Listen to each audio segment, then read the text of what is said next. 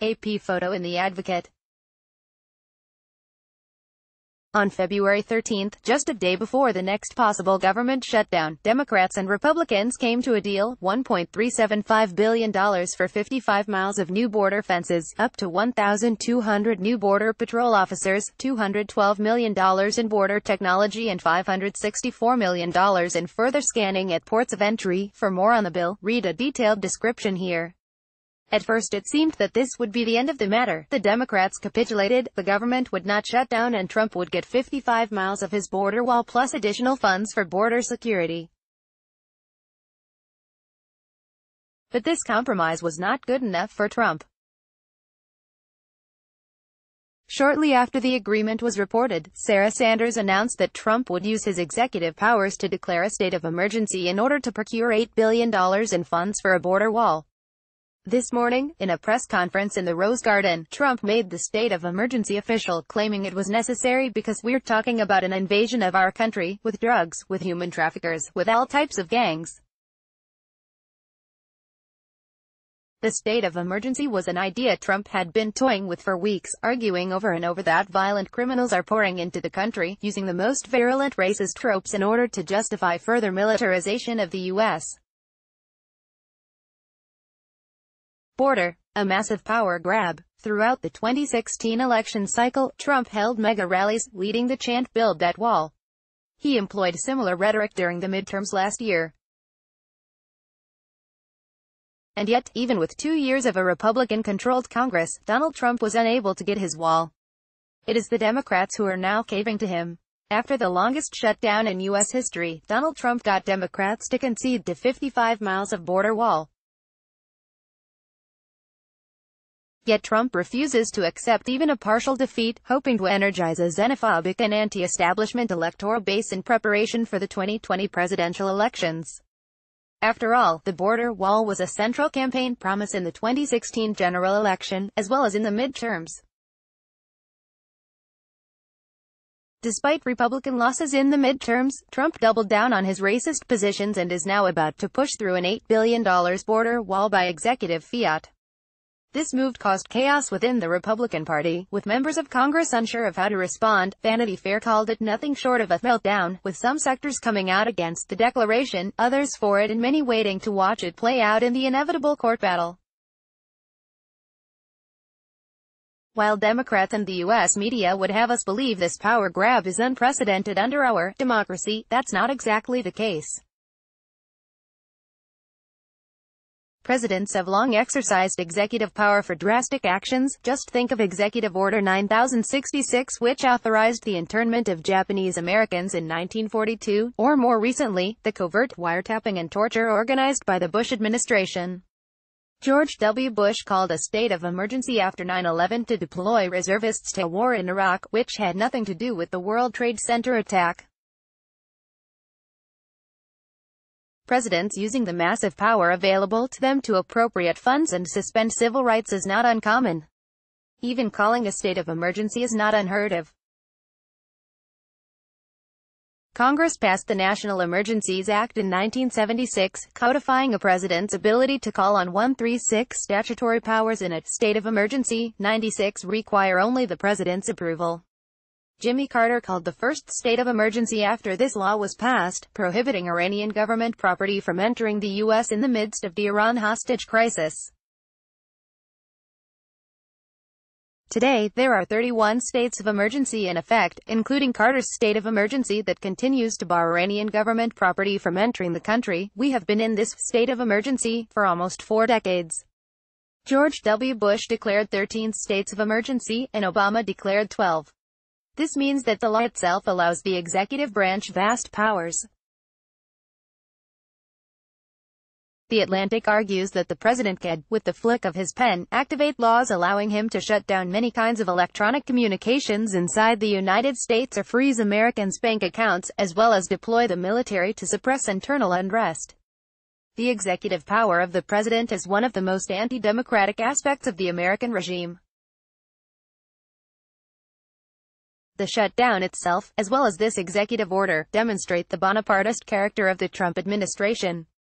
In this sense, the Trump administration's attempted coup in Venezuela based on the supposed dictatorial powers of Maduro and the undemocratic nature of Venezuela is exposed as the deep hypocrisy that it is. In fact, it is the United States that has all sorts of undemocratic powers written into the power of the presidency. Donald Trump himself plans to deploy those powers in a blatant abuse of power, using his executive privileges to make up for the lack of legislative support. Donald Trump and his wall are, in this sense, the apex of undemocratic powers dictating U.S. policies. The Democratic capitulation. Trump could have walked away from the border wall fight with his head held high. After all, only a few weeks after Nancy Pelosi promised that she and Democrats would not give a single penny to a border wall, Trump received $1.375 billion from a House of Representatives controlled by Democrats. This decision came after the longest government shutdown in U.S. history, in which the Republicans, and Trump in particular, were seen as responsible for holding the wages of federal workers hostage while the entire Democratic establishment promised that they would not allocate funds for a border wall. And yet, when it came to a vote on Friday, the $1.375 billion passed overwhelmingly.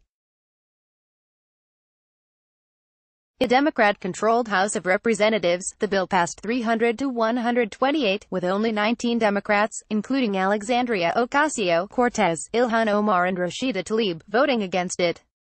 The Senate voted 83 to 16, with Bernie Sanders voting for the bill, while Cory Booker, Elizabeth Warren and Kamala Harris voted against it. At the same time, it is clear that the opposition to the wall is not one based on political principles. Before the shutdown, the Democrats approved the bill with even more funding for the wall. As Trump has correctly pointed out several times, the Democrats voted for the Secure Fence Act in 2006, legislation which was supported by top Democrats including Barack Obama, Chuck Schumer and Hillary Clinton. The most recent bill passed by a landslide and all the promises of not 1 cent flew out the window. This new bill is especially egregious in that it does not even guarantee back pay for low-wage federal contract workers, including service industry workers and custodians, who lost an entire month's pay due to the shutdown. One cannot help but wonder if this sudden change of heart by the Democratic Party has to do with the threat of working-class sickouts and strikes. After all, it was the threat of those mobilizations that stopped the last shutdown, as even the mainstream press admits. The Guardian ran a story entitled, "Air Traffic Controllers Defeated Trump." That's worker power, and the LA Times said, workers ended the shutdown. Let's give them the power to do it even sooner next time. In the days leading up to this new funding agreement, the flight attendants union called for a general strike in case of a shutdown, launching the website General Strike 2019. Even Cher tweeted in support of a general strike. The stage was set for a showdown. None of this is to say that we should welcome a shutdown. Workers have not yet recovered from the last one and most live paycheck to paycheck. Another shutdown would have been yet another assault on the working class. But instead of supporting working-class mobilizations to fight back against Trump, the Democrats did exactly what they promised not to do. They voted for a wall, or fence, as it is written in the funding bill. There is a state of emergency. Donald Trump claims we need a wall and that there is a state of emergency, namely, violent criminals, and traffickers, and drug dealers attempting to cross the border. We are living in a state of emergency in the U.S. today, but it is not the one Trump claims it is. Flint, Michigan still does not have clean water. Even after a strike, California's student-teacher ratio in the classroom is almost 40 to 1. In New York City, a federal prison went without heat during a polar vortex produced by the dire effects of climate change. And yes, there are thousands of migrants waiting in Tijuana, hoping that their asylum papers will come through so that they can come to the U.S. to work, to study, to try to make a living for themselves and their families. For most, this will mean low-wage work, serving food, cleaning bathrooms, working in fields, the exploitation that enriches American capitalists. These migrants are a product of U.S.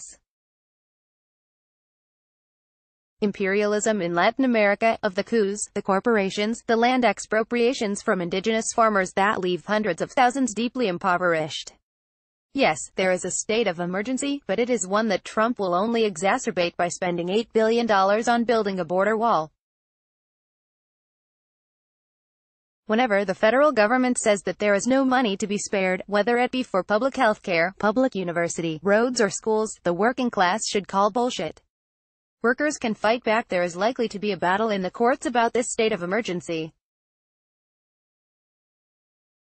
When declaring it, Trump himself said, "We will possibly get a bad ruling, and then we'll get another bad ruling, and then we'll end up in the Supreme Court," predicting that in the Supreme Court, the state of emergency will get a fair shake and we'll win in the Supreme Court, just like the travel ban.